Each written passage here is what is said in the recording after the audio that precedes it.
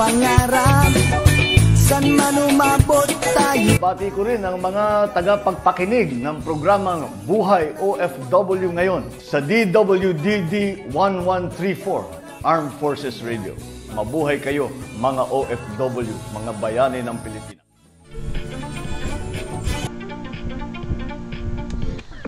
Okay, magandang buhay, Luzon, Visayas, Mindanao. Yes, maulan na gabi. Ang malamig na gabi ay lalong lumalamig sa pagbagsak ng ulan. Okay po tayo ngayon nasa programang Buhay OFW ngayon. Bantay at kasangga. Ito po si Terry Alpa. Bumabati po sa inyo. Always happy. Dance and dance. Ayan. Okay, ang ating pong partner, si Founder Albert, ay very busy po kasi nga po nag-uulan, malakas yung ulan at meron siyang inaayos. Pero sa mga susunod nating programa makakasama na po natin siya. Okay, bago ang lahat, magandang buhay sa lahat po ng ating followers and viewers. Huwag niyo pong kakalimutan na mag-likes, follow, subscribe, and share sa DWDD Armed Forces Radio. Yan po yung ating link, no? Page ng Boses ng Kawal na Pilipino. At syempre, huwag niyo rin kalimutan na i-like, subscribe, follow, and share yung pong aking page ng Buhay OFW ngayon. Bantay at kasangga, yung pong Terry Alpa, broadcaster, reporter, local news around the world, and of course yung ating pong matagal na pong page, ang Tabak Defender of Democracy. Yan po ay kasama nating admin, siyempre po si Sir Rico, na nag-i-enjoy sa napakaganda niyang resort. Kaya lang na makakapuntang layo Kailangan mag-aeroplano na Sir Rico. Anyway, good luck at talagang napakaganda ng lugar, no? Yung paligid talaga yung river, very fresh at napakalinaw po ng resort po ni Sir Rico. Ayan. Okay, at syempre po, ito pong araw na ito ay napakaganda ng ating mga balita, ano? Pero bagong lahat, syempre, magpasalamat tayo sa ating mga bossing, dyan po sa DWDD Armed Forces Radio. Nagkaroon po kami ng meet and greet with the broadcaster and the CRS. Ayan. Communication, meet and greet. Nagkakilala po kaming mga broadcaster. Nasa boses lang po nagkakarinigan. Kaya medyo, pasensya, minamanot ako, ibang klase po ang panahon natin. Ulan, araw. Kaya ito po yung kinabagsakan ng ating boses. Anyway, yan po. At siyempre, maraming salamat po sa aming station manager, si Ma'am Frances Margaret. Yan po.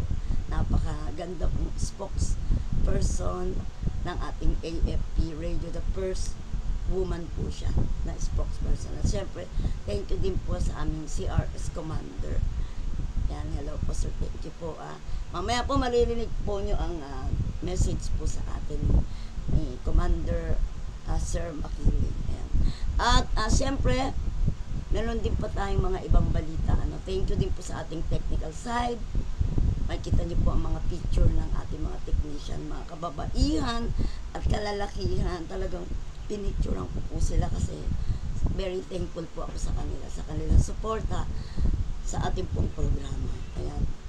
Okay. Ang una po nating balita ngayon itong po sa gaganapin na Palawan Music Expo, no?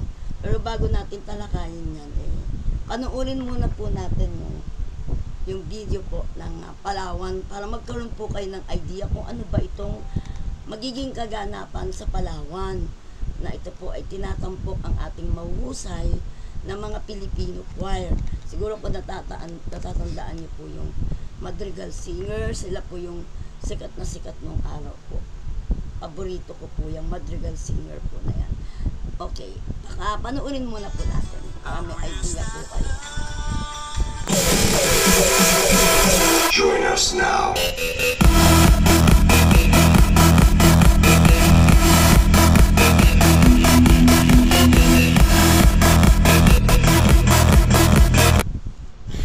Okay, magandang buhay Luzon, Visayas, Mindanao. Narito naman po tayo sa programang Buhay OFW ngayon, Pantay at Kasangga. At syempre po, ito po ay nilingkod, Terry Alpa po. Kami po ay mapapakinggan nyo sa DWWD Armed Forces Radio. Ito po ang boses ng Kawal Pilipino. Okay, ngayon po ay meron po tayong kasama ngayon. Pakilala na po natin si Sir Robert Delgado. Siya po ang president ng NAPSI. Ito po yung National Association of Filipino Choir. Okay, sir, bati muna po kayo sa ating mga followers and viewers. Hi! Magandang hapon sa lahat ng nakikinig. Ako po si Robert Delgado. Kinagagalak ko kayong makasama ngayon dito sa program na ito. Okay. Unang-una, kailangan kilalanin muna po natin sa Sir Robert. Okay, Sir Robert, bilang Pangulo po ng NAPSI, ito po yung National Association of Filipino po. Ito po yung mga choir. Oo, mga choir. Okay. Ano po ito? Kailan po ito tinatag? Itinitag lang ito last year, August 21, 2024. Tinatag namin ito sa Puerto Princesa. At ito ay isang organisasyon ng iba't ibang mga asosasyon ng mga choir sa Pilipinas. So meron kami mga member associations sa Palawan, sa Iloilo, sa Northern Mindanao, sa Davao, meron din sa Cavite, at lumalaki pa yung organizations namin na yung mga regional associations. Ayun. So, Sir Bali, ano po ang naging inspirasyon nyo? Bakit po ito ang napili nyo na buuin na grupo? Kasi nagsimula ako bilang miyembro ng Madrigal Singers. Nice. Noong 1980s, member ako ng Madrigal Singers. So mula noon, ako ay, at saka ako rin, ang aking kurso nung ako'y college ay music, sa UP College of Music. So mula noon ay nahiligan ko na ang magturo ng choir. Iba't ibang koro mula lahat ng government agency dati, private, naturuan ko na lahat, mga doktor, mga teacher, lahat naturuan ko na. Tapos naging conductor din ako ng San Beda University, ng iba't PWU. So naisip ko na, at saka ako ngayon ay nagpi-PhD sa music. Ngayon yung aking dissertation sa PhD in music ay all about choral music. So lahat ng naging experience ko sa choral music mula nung ako yung naging member ng Madrigal Singers hanggang ngayon ay ibubuo ko lahat yan para maging under ng isang dissertation ko sa aking PhD in music sa UP. Okay. So, yung pong inyong samahan po ngayon, group of choir po. So, marami po kayong member? Nagsisimula pa lang kasi yung organization namin, pero ang mga members namin ay iba't ibang asosasyon ng mga koro sa iba't ibang region ng Pilipinas. Katulad ng sinabi ko kanina, meron kami asosasyon sa Northern Mindanao, meron kami sa Iloilo, sa Palawan, sa iba't iba. Ano pa lang ito, parang informal pa ng organization. Hindi ko pa ginagawang formal kasi kailangan ayusin muna namin yung aming organization para mabigyan namin talaga ng serbisyo yung iba't ibang mga koro natin dito sa iba't ibang rehiyon ng Pilipinas. Ayun, napakaganda po niya. Alam niyo, ako po ay isa sa fans ng Madrigal. Ano po, ibig ko sabihin sikat po kayo talaga nung araw talagang hinahangaan po So, bali, kailan lang po kayo ba na nag-retire o nagkahiwa-hiwala? Ay, hindi. Matagal na. Kasi 1983 pa ako member ng Madrigal. So, doon kami nanalo ng iba't ibang mga competitions sa Europe. Ngayon, noong 1992, nag-offer sa akin magturo sa Hong Kong, sa iba't ibang bansa. So umalis na ako sa Madrigal. Kayo po yung unang umalis sa grupo? Marami. Kasi naman yan, iba-ibang mga batch ng mga singers yan. So isa na ako sa umalis noong 1992. Ngayon, nakahiligan ko talaga ang choral music. Na-miss ko talaga ang pagkanta at pagturo sa choir. Kaya bumalik ako ng Pilipinas at ito na yung aking ginawang aking buhay mula nung dumating ako hanggang ngayon natuturo pa din ako ng choir. Ngayon, ako ang nag-handle ng PCSO Choral. Na PCSO. So, nakakatuwa naman dahil maganda yung binibigay niya. Saan po namin pwede mapakinggan po? Ang PCSO, kasi last year lang ako naging conductor ng PCSO Choral. So, ngayon binubuo pa namin. So, baka magkaroon kami ng concert under the prodding of our general manager, si General Manager Mel Robles, na kasalukuyang nag-iikot-ikot sa buong Pilipinas kasama ang ating First Lady at nagbibigay ng mga charity, charity timba na sinasabi nila. Charity. Oo. Okay. So, Sir Robert, tayo po ba ay nagkaroon din po ng solo concert or solo singing Yeah, oo, kasi nung nagtuturo ako ng choir, lalo na yung tinuruan ng PWU Choral at saka yung San Beda College Choral. Sa coro lang talaga ako. So, yun, nagko-concert kami noon, ay nanalo din kami sa mga international competitions. So, naranasan namin na magkaroon ng solo concert. Ngayon, ang hawak ko ngayon ng Philippine Male Singers. So, nagko-concert din kami. Nanalo pa rin kami sa international competitions hanggang ngayon. So, last year, yung grupo ko ngayon na male choir ay nagpunta sa Germany ngayon. Kararating lang nila, pero nila ako sumama kasi busy ako dito sa aking next project. Nga po, napakalaking project po. So, speaking of your big project, ito po yung gaganapin 2025 Palawan International Choral Festival. Mukhang napakalaking igat dito, sir. Ano po ba yung mga detalye po? Okay. So, yung International Choral Festival yan, maraming mga iba't ibang gawain, pang-koro ang gagawin namin dyan. Unang-una, meron kaming choral conference. Ito ay mga dakdakan na mga diskusyones about choral music. Tapos, that's number 1. So, meron kami mga international speakers dyan, galing ng Ukraine, galing ng Poland, Germany, Guam, iba-ibang bansa yun. Tapos, at saka Korea.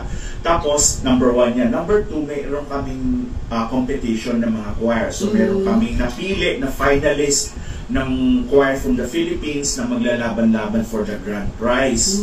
So, ang cash prize dyan ay aabot ng 300,000 pesos.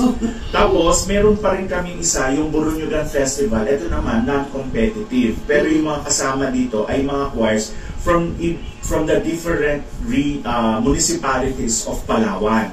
So, meron taga Nara, meron taga Coron, and lahat-lahat na iba. So, 10 yun. So, marami yun. And lastly, ayun, meron kami mga interview ng mga choir. So, ito talaga ang buhay choir talaga na para sa lahat ng mga koro natin sa Pilipinas. Yes. Nabanggit niyo po, sir, na meron po tayong isang choir lang po para lumaban po sa competition. Ay, hindi. Marami yun. Marami po mga Pilipino. Basta marami mga national finals ang maglalaban para for the grand prize.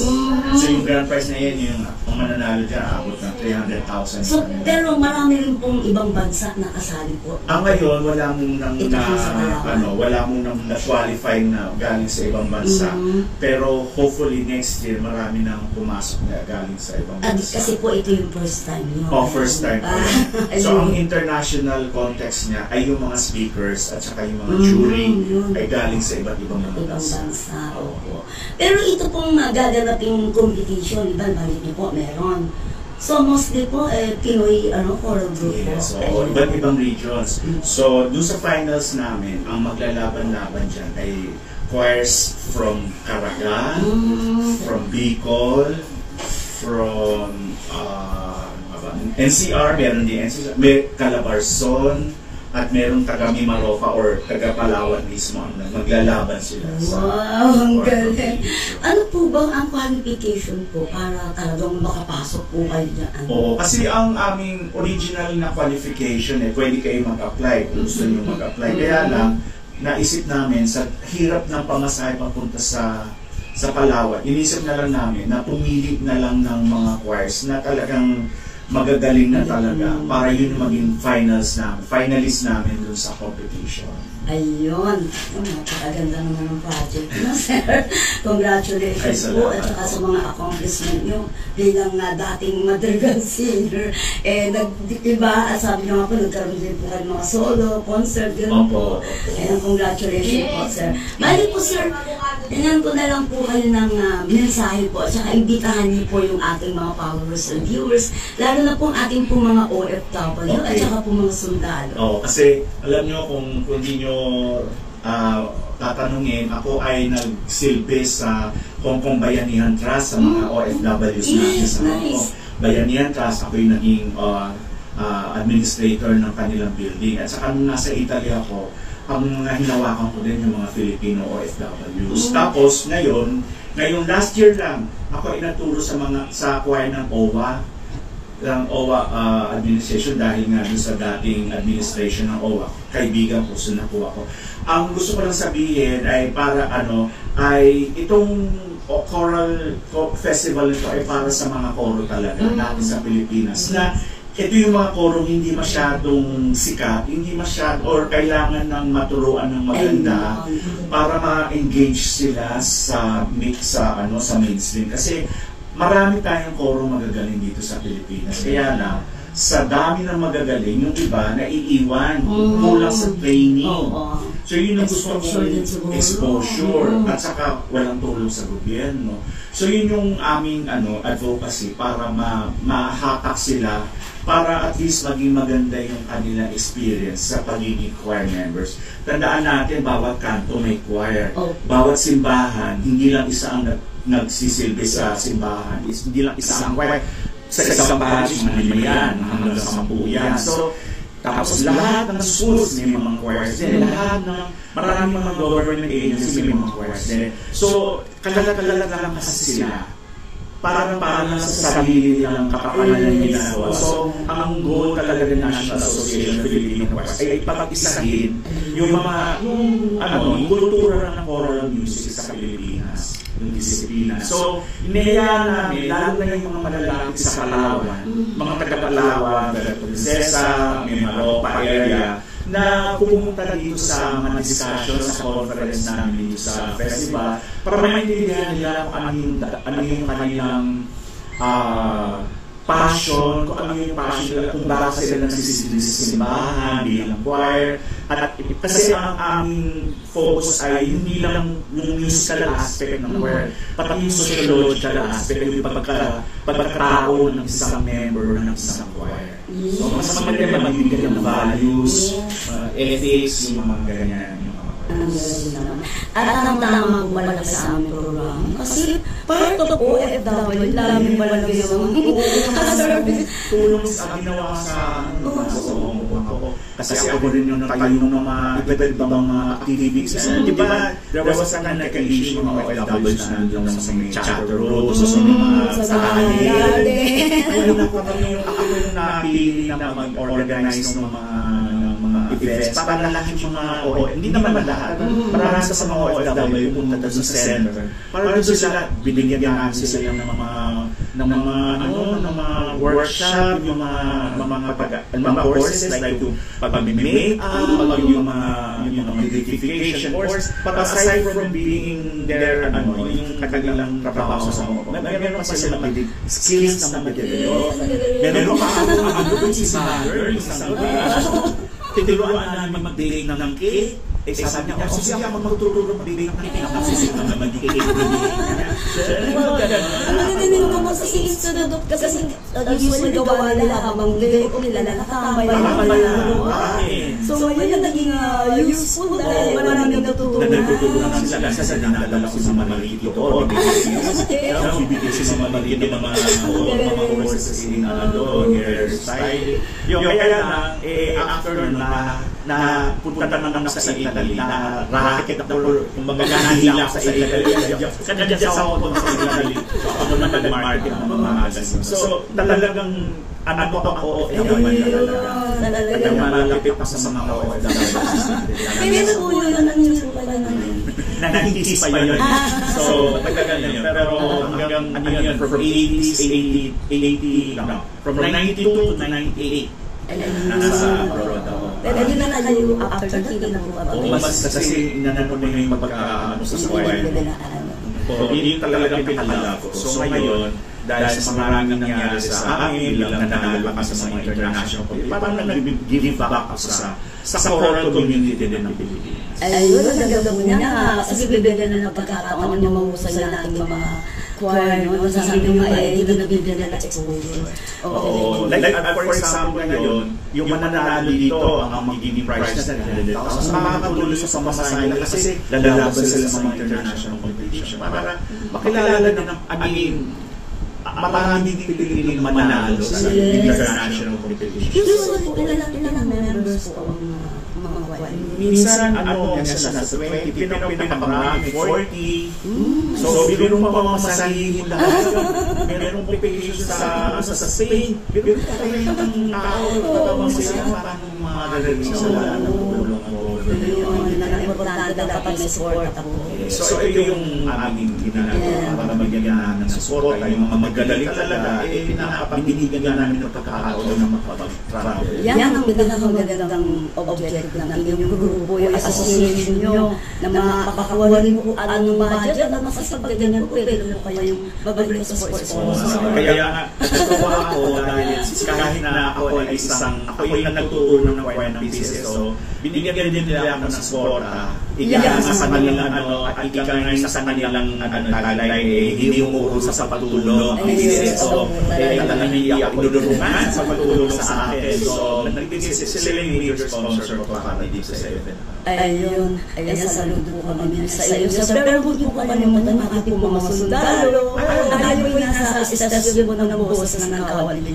Meron pong choir ang mga sundalo ngayon. At saka nagturo din ako noon. Kaya lang, time na yun, ang tinuro ko yung mga asawan mo, mga generals sa support ni Pato.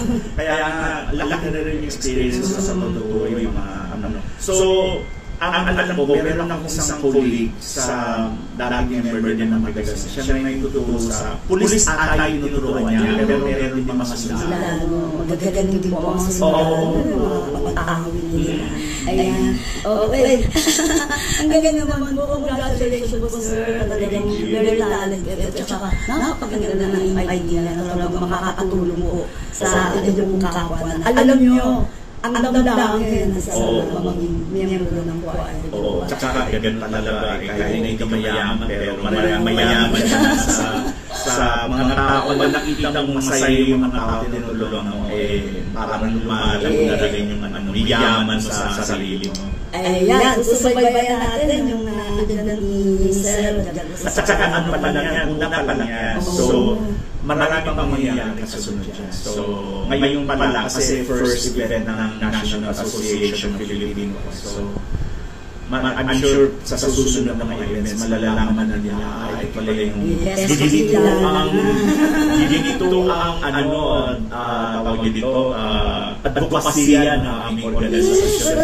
May nito talaga, napakalabi pa pang magagaling talaga. Tsaka pala, katulad niya, meron din nagbigay ng sponsors like yung PAL, Philippines, tapos meron din yung GSI. Hindi mo kahit pala lang ang aming organisasyon na nagbigay ng sponsors. Lalo na yung after the Palawan. Kaya natuwa ako sa inyo, sa mga media partners natin, tulungan talaga kami. Yes, patuloy po namin kayo susupport kasi po napakaganda po na inyong advocacy. At sana po tuloy po talaga yan. Magpapapartner tayo dyan. Sama po tayo. Okay, kung wala na po kayong kalagdagan, sir, ang sasamala ng pagpapapalan.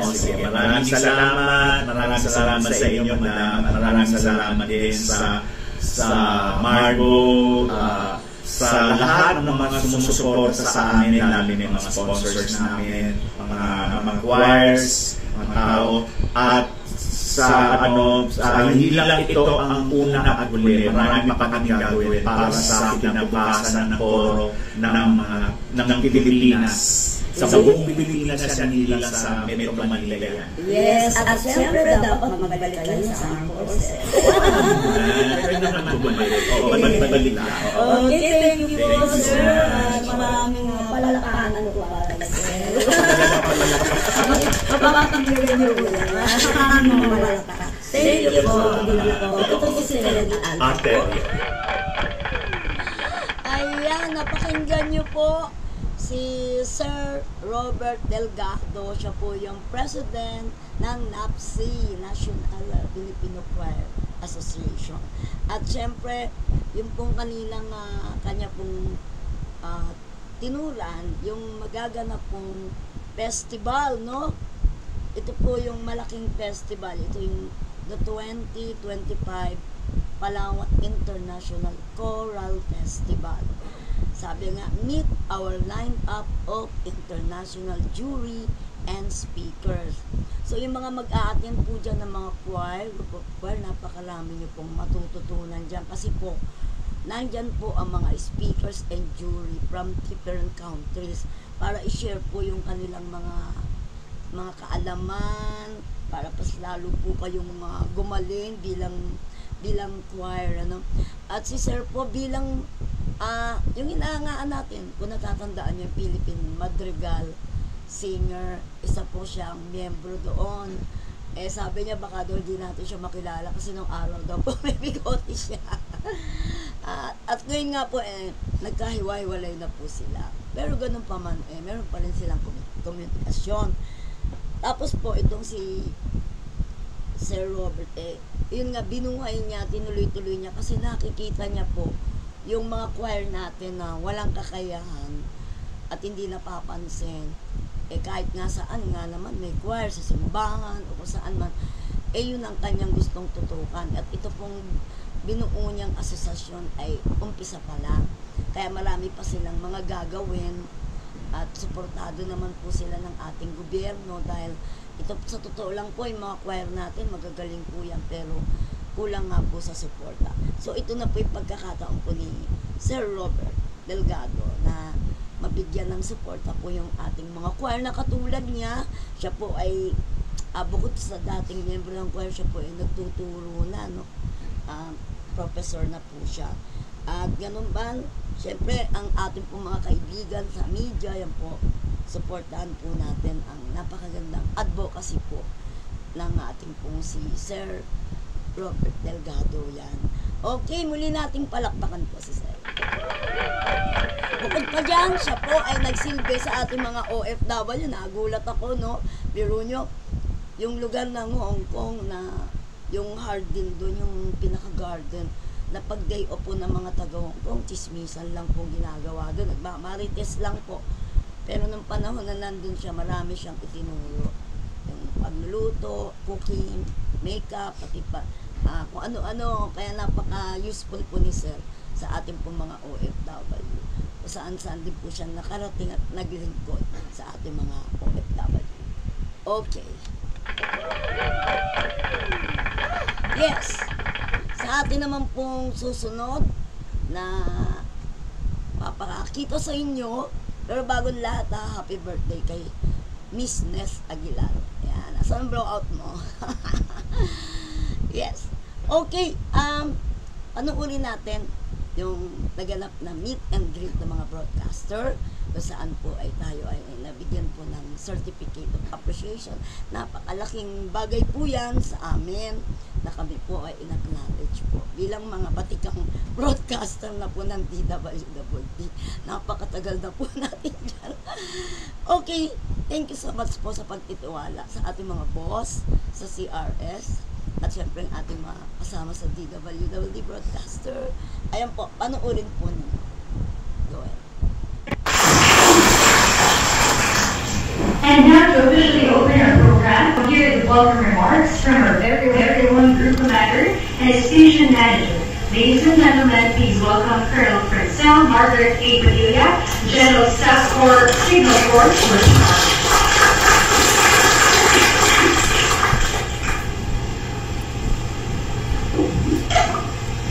Isang maulan po, no? Pero nakagandang hapon tayo sa ating lahat, and I'm really very grateful po that you have come here to join us in our meet and greet dito sa ating commander ng CRS. So, siya pong ating man of the hour, si Major General Oliver C. Makiling, Philippine Army. So, nandito po siya really very eager to mix and mingle with each and every one of you.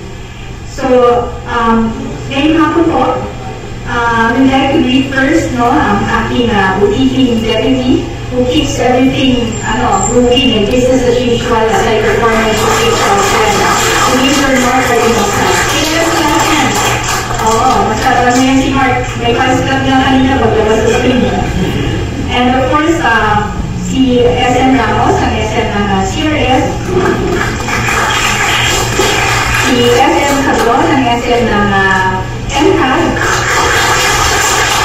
At ang ating First Sergeant, si First Sergeant Banigan. So, alam ko itong MCAD is one unit na kapag hindi ka talented, luluhog ka. Makikita niyo po lahat naman kanina, we were nag-showcase tayo ng mga tropa ng MCAD. Each one, including all of you, are really very talented and gano'n, no? Nandun tayo, ito po kasi yung the gift of God. Hindi po yan actually just training, no? It's inherent in every individual kung paano ka makakapag-influence sa mga tagapakinig mo. And I'm really very honored to say that each member ng MCAD talagang meron silang hidden prowess, no, and talent to be able to do that. So, to begin with, magandang araw po sa ating lahat, mga boses na hindi na pamilya, kundi kabahagi po ng araw-araw na buhay ng ating mga kababayan. Mga anchors ng DWD, AFP Radio, kilala kayo sa bawat tinig ng inyong delivery, mula sa mga matitinding dalika hanggang sa mapagkalingang payo. Inspirasyon at minsan may pag-good vibes din, no, sa mga requests na dinibigay natin, but very, very informative as well. So crucial ito ngayon at this point in time na nandito po tayo, no, nagsasalita sa radyo because iba na po yung tensions that we are facing now. The challenges that the Philippines is facing now is really very gravely, nalipat siya to the information and cyberbullying. So, napaka-crucial po natin ng mga tagapagsalita because in the cognitive warfare, the new battleground is the mind. So, ano po nililibig na, ano po yung napifeed natin ng information sa kanila, that's what they shape as a perception. And kayo po ay napakalaking bahagi ng pag-shape ng perception kung sino ang Armed Forces of the Philippines at kung sino din yung mga katuwang na sa dagang lakas ng Pilipinas. So, hindi lang po itong meet and greet ngayong hapon. It is our signal boost, our on-air reunion, and our chance to catch up our breath mo ng off-mic natin. Hindi tayo ngayon nagmamadaling pumasok sa booth or sa Zoom. And nag-ano po tayo, hindi tayo nagkakabol sa queue natin sa radyo. We're here to connect, not just as within our voices, but as comrades with the mission of public service through purposeful, patriotic, and powerful storytelling. So, ito pong DWD 1134 gigahertz, hindi na po ito a radio station.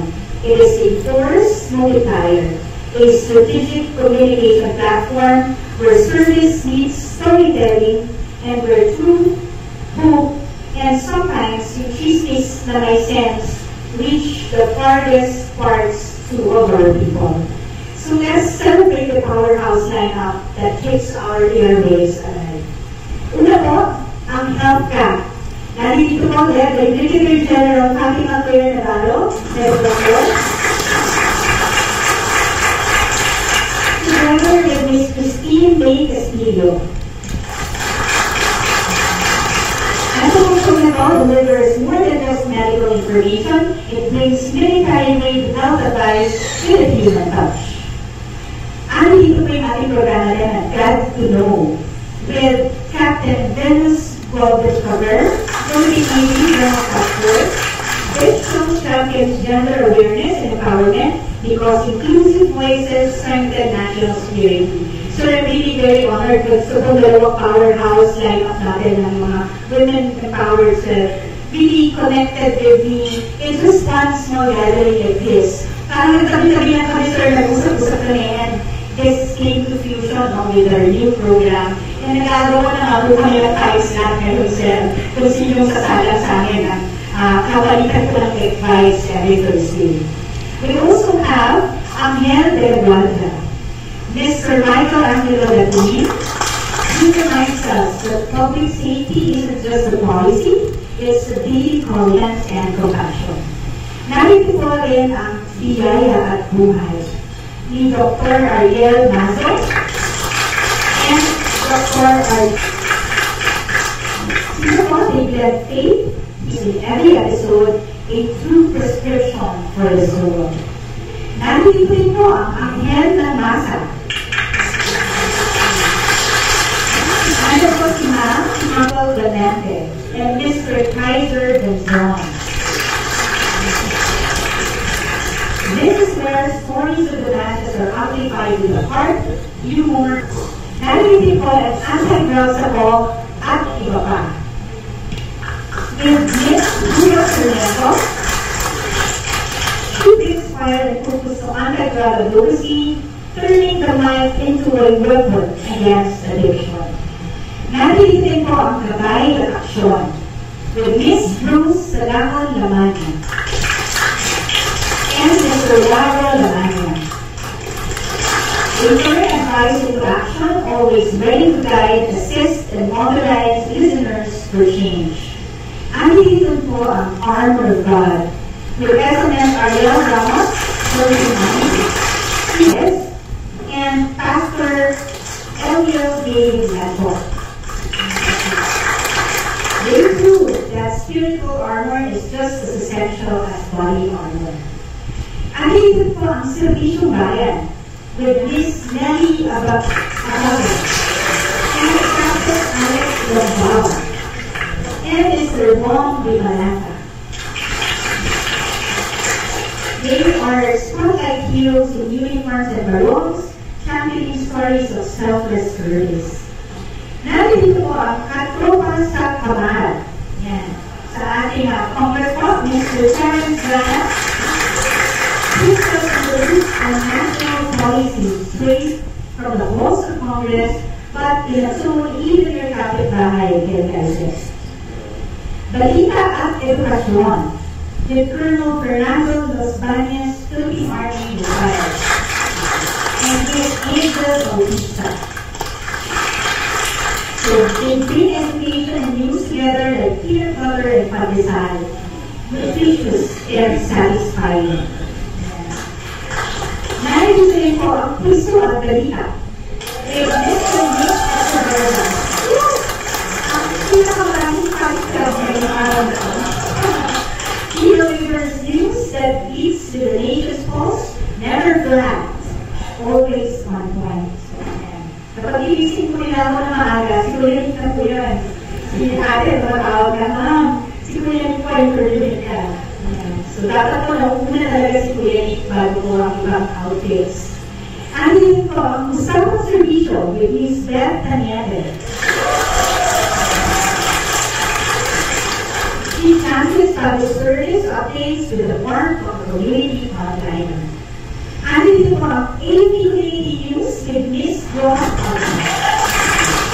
Miss Ross, parang ang pretty-pretty niya ang technique niya. Kung magsalita sa talagang pang anchor na hindi parang siya na yun, kaya hindi mo siya, you see behind the voice. She tells the stories from inside the path to the heart of the community, bringing uniform and civilian lives. Narito rin po ang Usapang Health Service with Master Sergeant Nelson Canal and SQHM Mayer produce the voice to our non-commissioned officers ang backbone. With special stories of books, they honor our heroes of yesterday with lessons that still guide us today. Ito po, kung magsasalita po ngayon, I always emphasize the battle you don't No? It's 900 plus Filipinos against 40,000 Chinese. The Police Captain Norman Macaraig and Police Captain Cherry Vicente and the Patrolman Marie Octaviano were reporters.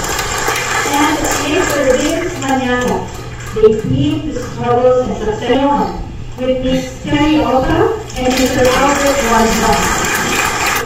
Stories of sacrifice, resilience, and triumph overseas. Singing report of that correspondent will be dive into digital buzzwords like AI, blockchain, and cybersecurity, and explain to the local Filipinos English style, loosely free, because in today's world, digital defense is national defense. Ang titin po, Up Pilipinas, with Colonel Jerry Lewis and Dr. Divina Pastora Reyes. Yeah. They elevate the conversation with discipline, humor, and national pride to this day. Andito, kamusta Pilipinas? Ano nga ba ang lagay ng ating inabayan sa ngayon? Kung sila ay katrompang Glenn, si Sergeant Glenn. News Express, to keep you up to date with the latest happenings, is Staff Sergeant Virginia Amani and PSP Spencer Ross with earlier night and night. Ang process ng kabalihan, one knows with Corporal Mounted Corpus. Yes. Ang ating OPM Forever MC. Yeah, MC ng bayan. And of course, our technical and admin team, hindi ko natin makakalimutan yan, si Corporal John Mark Molina,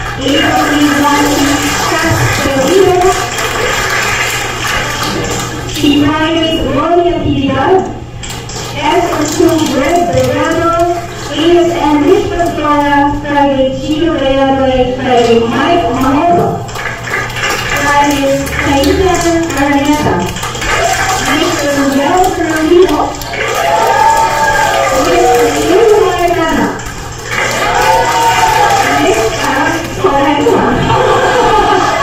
Mr. Ron Andres, Mr. Rudy Poise, Ms.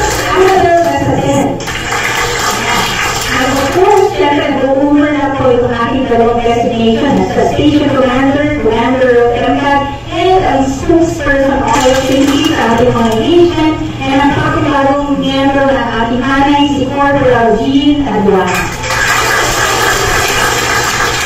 So lahat po kayo hindi ng servisyo at ng pag-asa. Each program is a tactical unit with a bigger mission to inform, to inspire, and to protect, not just with force, but with truth, empathy, and storytelling. So ngayong araw na ito, let's celebrate each other, not just as anchors, but as communicators of courage, clarity, and commitment. Magpalikas po tayo ng insights, tawanan, konting chika, but always with the mission in mind. Because at PWD, every frequency carries a purpose.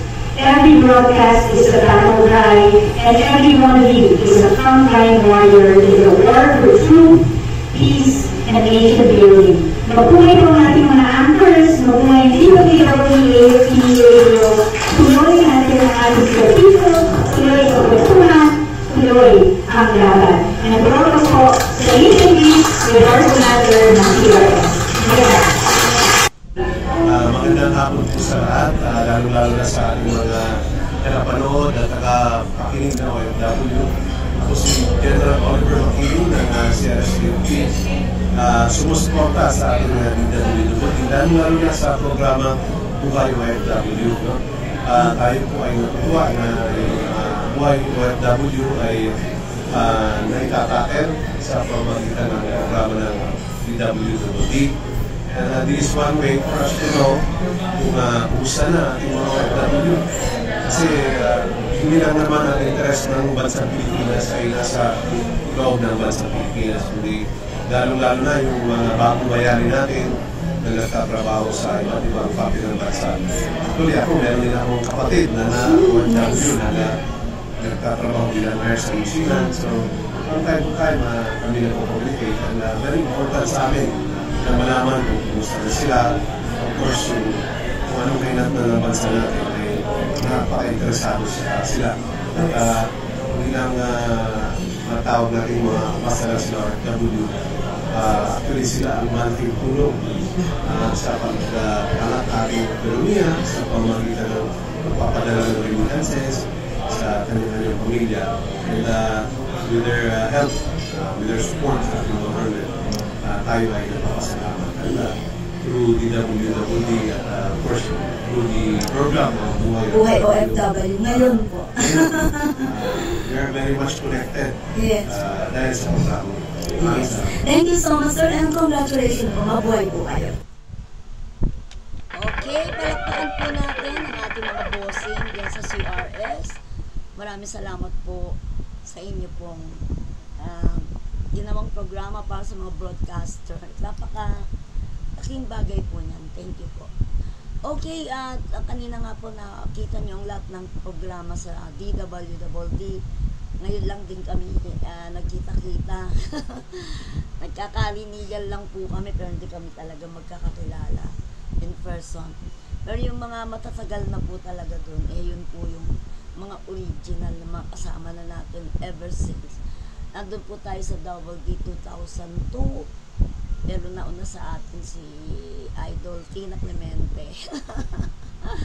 Andiyan pa rin siya at naglilingkod. Patuloy na naglilingkod. Talagang hinahangaan po natin ang ating mga broadcaster sa DWWD. Ang bawat boses, tama po si Ma'am, ay mayroong hinahatid na magandang balita sa ating mga kababayan. Ayan. Okay. Ayan po. Tungo naman po tayo sa ating mga binaha. Kasama po tayo doon na hindi po natin nailabas yung sasakyan. Pero hindi naman po binaha. Okay lang po. Talagang napakabait pa rin po ng ating Maylika. Iniiwas niya po yung baha sa atin. Imbis na tayo po nung Karina nag second floor tayo. Pero itong ngayon, mabait po siya. Ayan, kaya meron na naman kasi umaalis na si Emong, si Dante. Mukhang meron na naman pong darating. Pero sana po, maging leksyon po sa mga eskwelahan, sa mga paaralan, na mag-cancel po kayo ng maaga ng klase. Huwag nyo na pong hintayin ang go signal po ng ating mayor. Kayo po yung higit na nakakaalam kung ano ang dapat mong gawin. Kasi yung anak po nyo ang nakasalalay doon, ang kanila pong kaligtasan. Lalo na po doon sa mga lugar po na talagang sobrang baha, daming ilog. Kailangan po kayo na po ang mag-decide. Huwag nyo na pong hintayin yung mga teacher. Meron mga pong mga school dyan na ang taas-taas, nasa third floor po ang mga bata. Kaya hirap na hirap po silang bumaba, mamaya madulas pa. Kaya maging alisto, At yun naman pong mga ayuda dyan. Balita ko, yung mga evacuee sa mga basketball court, tennis court, pwede na lang magtayo ng grocery. Sa dami po ng pumupunta at nagbibigay.